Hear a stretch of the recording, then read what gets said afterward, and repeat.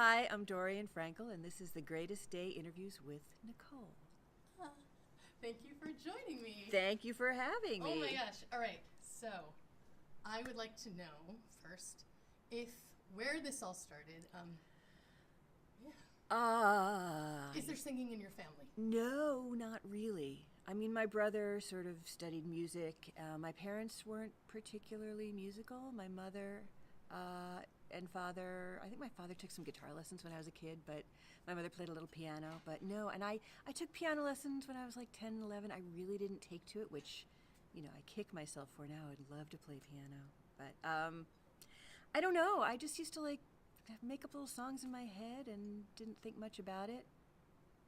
And then when I first moved to LA, which is like it was like in the 90s when this happened, a long time ago. I was taking an improv class, and somebody said, "Oh, you should take this song improv class because it's the hardest thing ever that you could possibly imagine."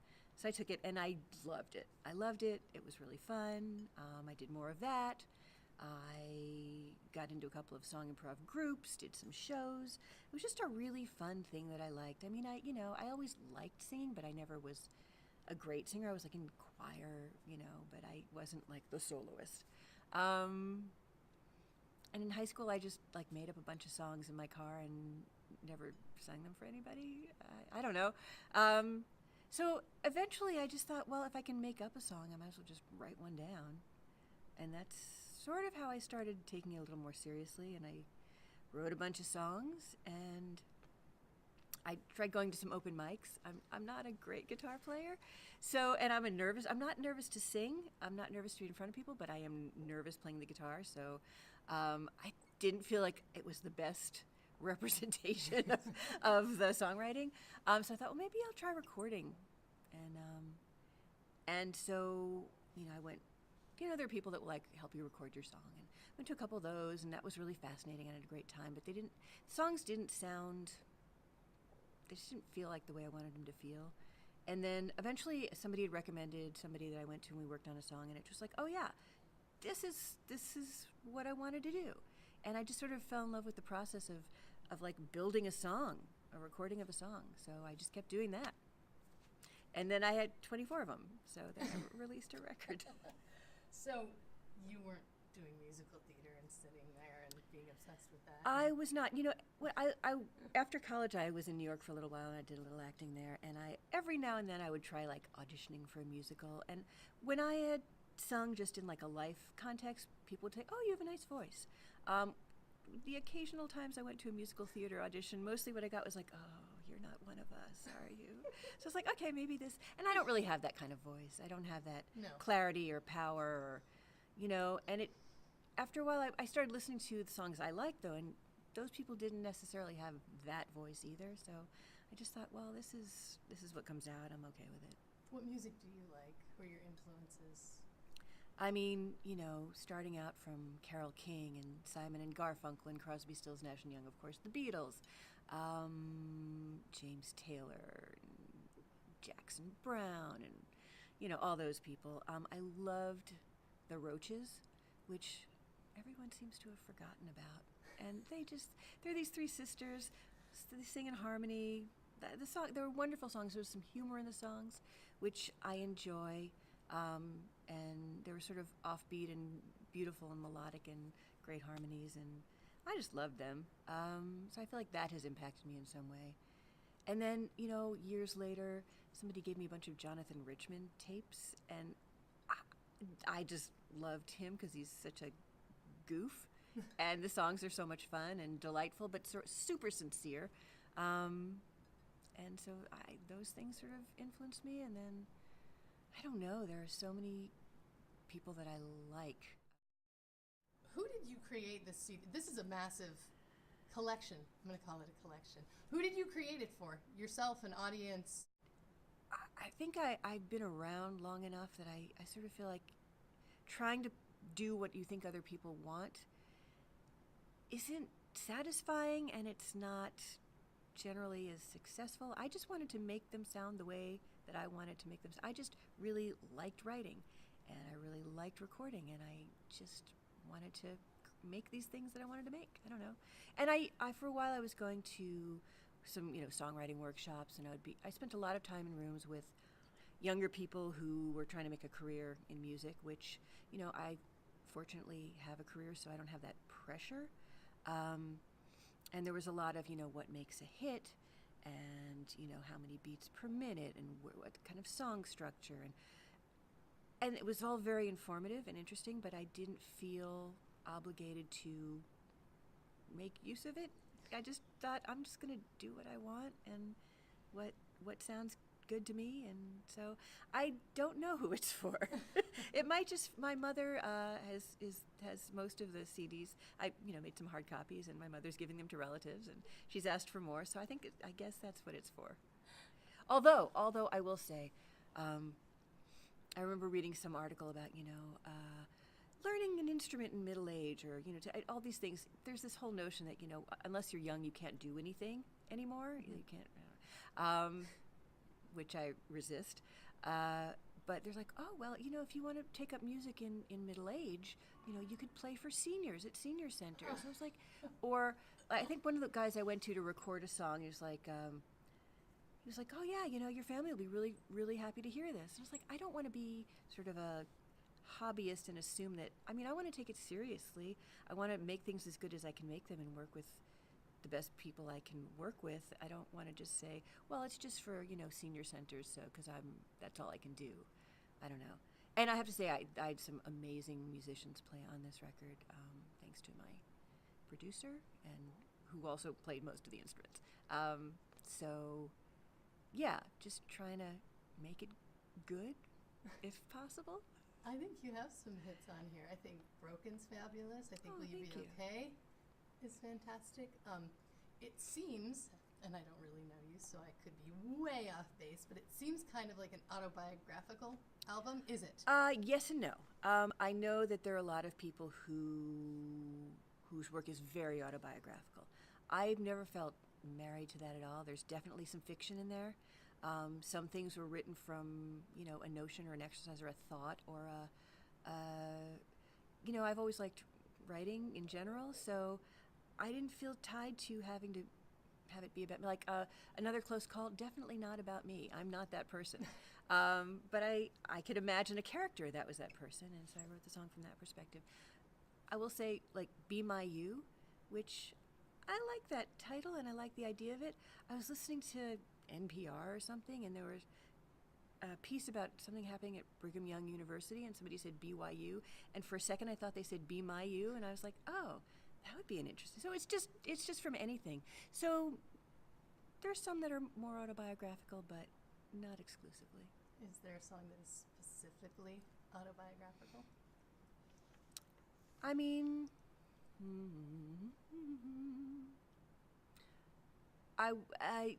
Will You Be Okay? It was written sort of from a personal feeling. Broken was sort of written from a personal feeling. What other song? Be Nice. It was written from something I observed in other people that I was around. Everybody Can Sing is something I believe. I don't know where these things come from. How long did it take you to write? This was a matter of years, because I almost thought about calling the record 3 Years of Saturdays, because I would just go in to record, I used to do it on Saturdays, not every Saturday, like 1 or 2 Saturdays a month, when I had time. I would go in and work on stuff, and was continuing to write at that time, so I don't know, 3-4 years for 24 songs, which sounds like a ridiculous amount of time. But again, I was learning how to do it all too. There are a couple songs that, like Naked, I think this is the 3rd version of Naked that we did. So. Do you believe in the philosophy of naked? I do. Sure. Yeah, I think people would be a little more authentic if they, had to walk around naked all the time. It's my nightmare. They wouldn't be able to hide behind the clothes. I'm not saying I want to do that, but I think it would equalize. It would be an equalizer.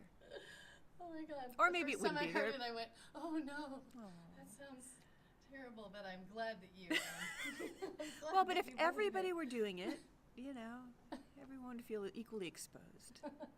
Do you listen to yourself in the car? Do I listen to myself in the car? Do you drive around listening to Dorian Frankel? I do it when I'm working on a song so that I can see, what needs to be added or changed or edited, or so that's a lot of the downtime I have is in the car. So I do make use of that time. I don't just sit and put myself on. I don't know. Because there's so much other great music to listen to too. And of course, podcasts. Yeah. Which you're starting a podcast. I am considering it, yes. But it's interesting because I just started working on the next collection of songs to record, and I've found that I feel like my voice isn't in as great shape, and I suspect it has something to do with the fact that I don't listen to music in the car as much anymore or sing along. I mostly listen to podcasts, so I think that's less singing time, and I think it's made my voice a little rusty. Weird, huh? Yeah, because your voice is really young sounding. Yes, which it's is strange. Great. It's so healthy sounding. We had somebody master the record, and I hadn't met him. And when I met him, he was like, "Oh, I thought you were like really young." I was like, "No." Yeah, it's. I don't know. Great. You sound like Liz Phair to me. Oh, I love Liz Phair. Do you? I love what's that song? Do you want to be a polyester bride? Yeah. I don't know why I didn't know you were a singer. And I feel like here's the question. Mm-hmm. With the industry that you're already in Mm-hmm. and the connections that you already have, do you feel like those relationships could help get you a leg up with your music? I don't know how to make use of that. Somebody said, "Oh, just send your music to all the music supervisors on all the shows you've ever worked on." But that's a completely different department. I've never met those people. They don't know who I am. I think it would be a little weird. It would be like, somebody saying, "Hey, I'm a costume designer on your show, but I want to do stunts now." It just doesn't feel like there's a crossover. I don't know. I'm not sure how to make use of that. I'm just doing it because I like it. People do that stuff. Do they? Yeah. I just, I like and often love my career, but I'm a creative person at heart, so I just need to keep that part alive. Talk about Second Wind. I love that song. Can you tell me anything about the experience of writing that? It's so beautiful. So this isn't necessarily about me, but I was married, and then I was separated, and then I was dating, and I definitely felt like I encountered some people who had some negative perceptions about relationships in general, and just, thought women were difficult or crazy, or thought relationships were impossible, or thought, just had sort of given up a little. And I just thought, I have not at all given up, and I didn't want to, it didn't even occur to me to think, oh no, it's all impossible. Because I think it's like your thing, every day is, every day could be the greatest day of your life. Every day is a chance to start something new, to make something happen, to have an experience. So even when, one thing hasn't worked out, or you're feeling a little discouraged or burnt out or whatever, I think that may have to run its course, but it's always, ideally, if we're healthy, possibility of another new beginning. Let's talk about your genre of music, because I feel like there's a lot. My sister thought you were a Christian singer when she heard your first track. All right. I don't know anything about Jesus, so. But I know he had some good ideas, so I don't know. Maybe we have some things in common. I guess it's just sort of singer-songwriter. I don't know. I really struggle with this because people say, what kind of music do you write? Songs. I grew up in a time when there was, I had this Linda Ronstadt record, and I loved all the songs on that. And they're just songs. They have good melodies, and, they have some lyrics that are interesting in some way. And I that's all I'm trying to do. I don't know how to define it, really. So I guess I will let other people do that because they may have a better way to do it than I. So she can call you a Christian singer until she gets to Hollywood. Yeah. That was about, I used to have an office on the seediest block in Hollywood. And it was just all that stuff is true in that song. There was my actual office in the building. People used to show up every now and then and say, "Is this Hollywood?" Because Hollywood used to be in that office, but it had moved a couple buildings down. So, and the parking lot was sort of a block away, and we used to walk past the building that Hollywood was in. And this was before pot stores were everywhere. And there was this guy with a blonde mohawk, and he used to be sitting on the stoop every now and then. It's like, hey. And they got robbed, and he got killed. I was like, okay, this is, yeah. Oh, wow. I did. Yeah, and I just nodded hello to him like a day or two before. So, and the things that happened in the bathroom of my building, I don't know. Just, it was rough. It was a rough building. Will you sing for me? Oh, okay. I was like, you said that you might ask that, and I was like, I don't know what I would sing, because I, again, haven't really been this is what I was going to say. Trying to get everything mixed and mastered and album artwork and credits and just do literally all that stuff took my focus away from the actual music. So I think that's why I'm feeling a little like, okay, I'm coming back to the music part, because the other stuff is, there's a lot to do. There's a lot to learn, big learning curve for me. I learned about 99 Designs. That was awesome. Do you know what that is? No. It's this website where you can put out a search or a request, and all of these graphic designers will submit ideas, and you have to, there are different levels, but you can sort of pay for different levels of designer in advance. And because I was looking for album artwork, and so I got all these amazing designs, and then you can give, select a few people and give them notes, and they'll come back with something else. And so that was a whole process. That took months, but it was fascinating, and yeah. So. And the cover's beautiful. Thank you. That's a guy named Heidi who lives in, I think he's Indian, but I think he lives in the Middle East somewhere. Maybe he's back in India. I don't know. Just some guy from 99 Designs. That's awesome. And all the photos are beautiful, too. Thank you. That's Daniel Reichert. Did most of those. Who's a headshot photographer, and I was like, I need not headshots, but I only know headshot photographers, so he did a good job. Sing. So I thought, okay, this is.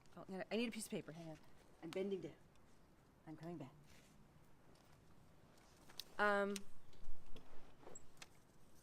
So I haven't really. It's like I sort of remember all the songs on the record, but it's been a while, so I might forget a word. But I thought of a song that many, many years ago, when I was starting to write, I was like, I just need like prompts and things to write from, and I asked one of my coworkers to just give me a line or something, and she said something, and I wrote just a little bit off of that just as an exercise. But then I was sort of going through things, and I was like, I kind of like this, and it sort of feels timely. So I completed it, and now it's a song. I'll sing you half of that.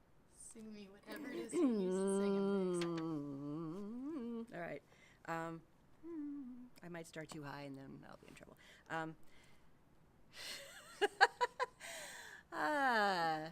Everything is terrible and awful. Everything is dreadful and perverse. Everything's immoral and unlawful. How could it get any worse?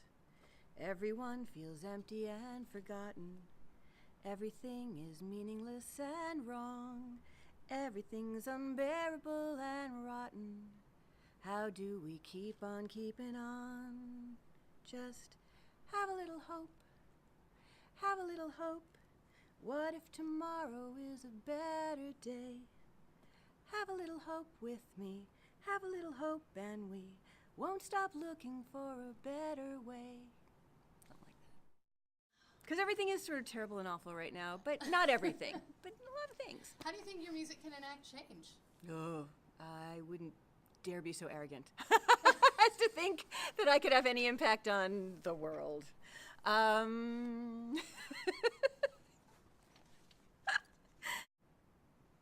It enacts change in me, because I love making things and it makes me happy, and I mean, we're all just doing our best here.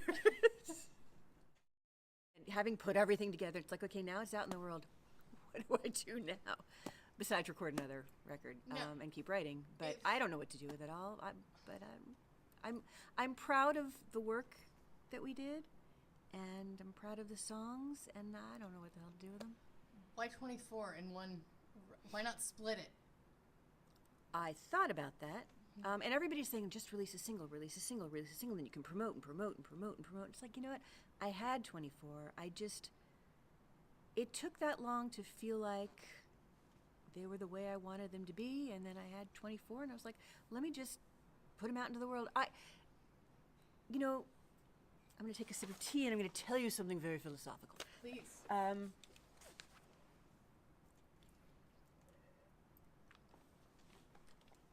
So we live in LA, and a lot of people come here because there's something big they want to do.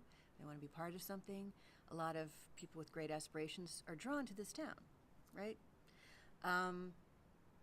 So having been here I'm not from here, but I've been here a long, long time. And people here, there's a lot of I'm going to do this. I want to do this. I could do this. I should do this. If only someone would let me do this. And I'm sure I've done that myself. But in this particular case, I just wanted to say it exists. I'm hitting the ground with a body of work. I've done it. Here it is. It's something that I've done. I don't have to say I'm going to, or I want to, or I could. So I just wanted to say it exists. I don't know. That's one of the things that makes you a greatest day kind of person. Thank you so much. Thank you for having me.